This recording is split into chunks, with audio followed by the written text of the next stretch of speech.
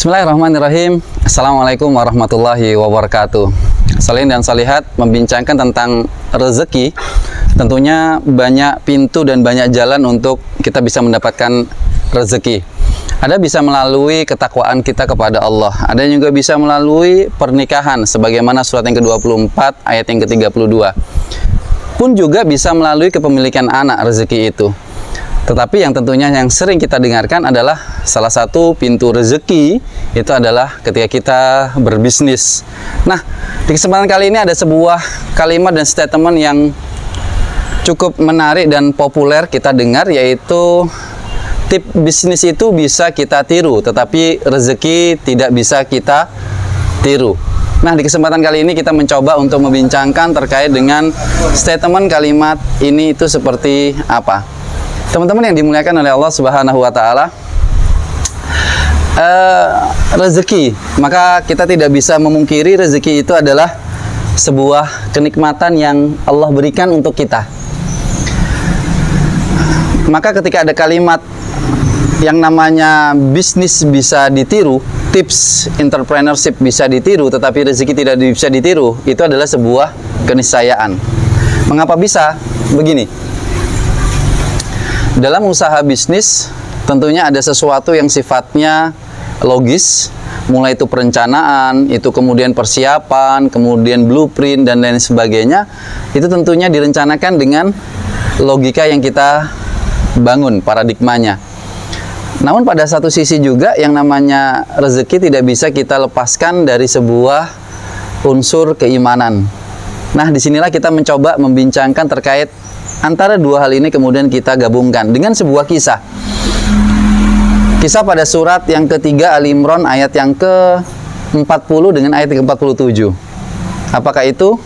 Ayat yang ke-40 Allah menyampaikan tentang kisah Nabi Zakaria yang begitu tidak percaya dan takjub ketika di usia beliau yang sudah menua dan juga kondisi istrinya yang terstatuskan mandul. Itu kemudian Allah karuniai, Allah berikan rezeki kepemilikan anak. Maka ketika Nabi Zakaria terkejut dengan rezeki dari Allah atas kepemilikan anak itu, kemudian mengajukan sebuah pertanyaan kepada Allah. Ya Allah, sesungguhnya aku ini sudah menua dan kemudian istriku sudah terstatuskan mandul.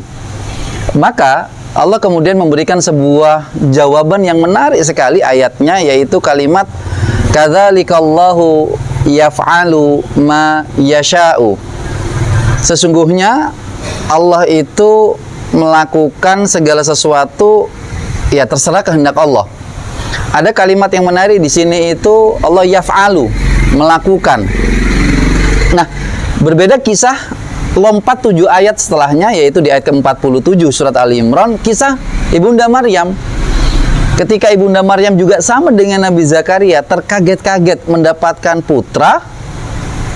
Yang menariknya lagi, yang sangat irasional, tidak bisa masuk akal, itu adalah pada wilayah Ibunda Maryam itu memiliki keturunan tanpa adanya seorang suami atau seorang laki-laki. Maka Ibunda Maryam mengucapkan walam yamsasni bashar, aku belum sama sekali disentuh oleh laki-laki. Kenapa kok bisa mendapatkan anak? Menariknya di sini Allah memberikan statement yang sama redaksinya dengan statement yang disampaikan kepada Nabi Zakaria. Sama redaksinya, hanya berbeda satu kata. Untuk Nabi Zakaria yaf'alu, Allah melakukan, tetapi untuk Ibunda Maryam Allah mengatakan yakhluqu, Allah menciptakan. Nah, apakah perbedaan antara yaf'alu dengan yakhluqu? Disinilah kita akan menemukan bahwasanya yang namanya tips itu bisa diduplikasikan dalam urusan bisnis, tetapi wilayah rezeki tidak bisa kemudian tertirukan. Kenapa? Karena beda antara yaf'alu Allahu ma yasha dengan yakhluqu ma yasha.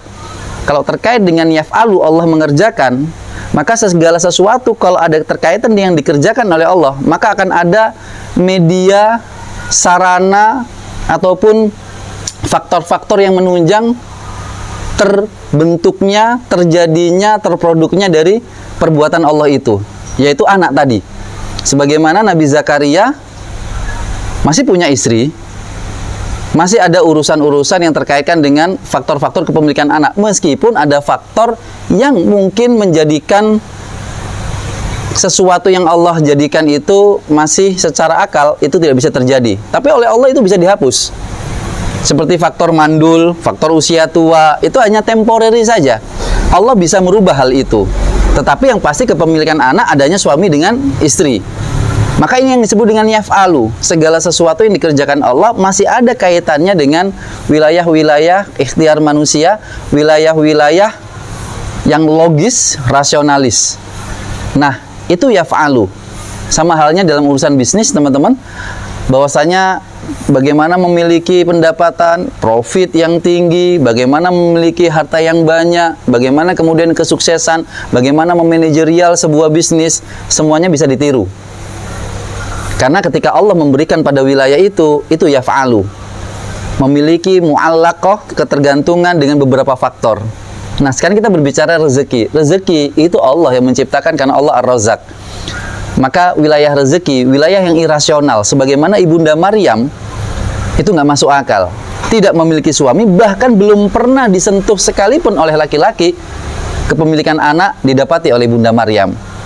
Maka pada wilayah rezeki, ini wilayah yang irasional, wilayah yang gaib, wilayah yang imani. Maka dalam urusan bisnis tidak bisa kita lepaskan wilayah rasional untuk kita bagaimana merencanakan, meniru, menduplikasikan keberhasilan orang-orang yang sudah berhasil dalam bisnisnya. Tetapi jangan lepaskan dunia bisnis, pekerjaan bisnis kita, usaha kita dengan unsur keimanan kita. Kenapa? Karena memang di wilayah itulah Allah nanti akan berperan, yakhluqu may yasha. Allah akan menciptakan rezeki buat kita yang bisa jadi berbeda dengan saudara-saudara kita, meskipun yang kita lakukan adalah sama. Maka teman-teman yang dimuliakan oleh Allah Subhanahu wa taala, inilah kenikmatan bagaimana dunia bisnis itu kemudian kita lakukan. Bagaimana sebuah usaha itu kemudian kita kerjakan, bagaimana sebuah perdagangan itu coba untuk kita nikmati. Kenapa? Karena ada dua, satu wilayah-wilayah logis, yang kedua wilayah-wilayah keimanan. Disinilah kemudian muncul kalimat tips bisnis, bisa ditiru, bisa diduplikasikan. Tetapi namanya rezeki tidak bisa diplagiat. Kenapa? Karena itu urusan Allah Subhanahu wa taala sebagai Allah yang Ar-Razzaq, Allah yang Maha Pemberi rezeki. Maka teman-teman, kami ajak, mari kita memikirkan segala hal kebaikan-kebaikan dalam urusan perdagangan kita. Tapi jangan kita lupakan urusan kita dengan Allah. Mari kita memikirkan bagaimana kita mendapatkan laba, profit yang banyak, yang tinggi. Tetapi jangan lupakan bagaimana kita bisa mendapatkan profit, keuntungan kita nanti fi yaumil akhir, yaitu keuntungan yang terbesar, yaitu fi jannatil firdausil a'la. Ini yang dapat kami sharingkan. Semoga apa yang kami bagikan ini kita mendapatkan sebuah wawasan yang Allah karuniakan kepada kita. Dan tentunya saya berharap, dan teman-teman juga saya doakan, dan kita semuanya bermunajat kepada Allah, semoga teman-teman yang saat ini baru memikirkan untuk bisa mendapatkan sebuah ladang bisnisnya, Allah mudahkan. Teman-teman yang sudah punya, semoga Allah berikan pintu-pintu rezeki yang semakin banyak. Dan teman-teman tentunya yang saat ini sudah mendapatkan sesuatunya dalam urusan bisnisnya, maka jangan lupakan ada wilayah-wilayah keberkahan di dalamnya ketika kita kemudian bagikan kepada orang-orang yang lain. Semoga seluruh usaha, dagang, bisnis teman-teman, semoga menjadi tijaratan lan tawur. Terima kasih. Astaghfirullahaladzim. Semoga Allah selalu meridhai dan Allah memberikan penjagaan sebaik-baik penjagaan untuk teman-teman semuanya. Assalamualaikum warahmatullahi wabarakatuh.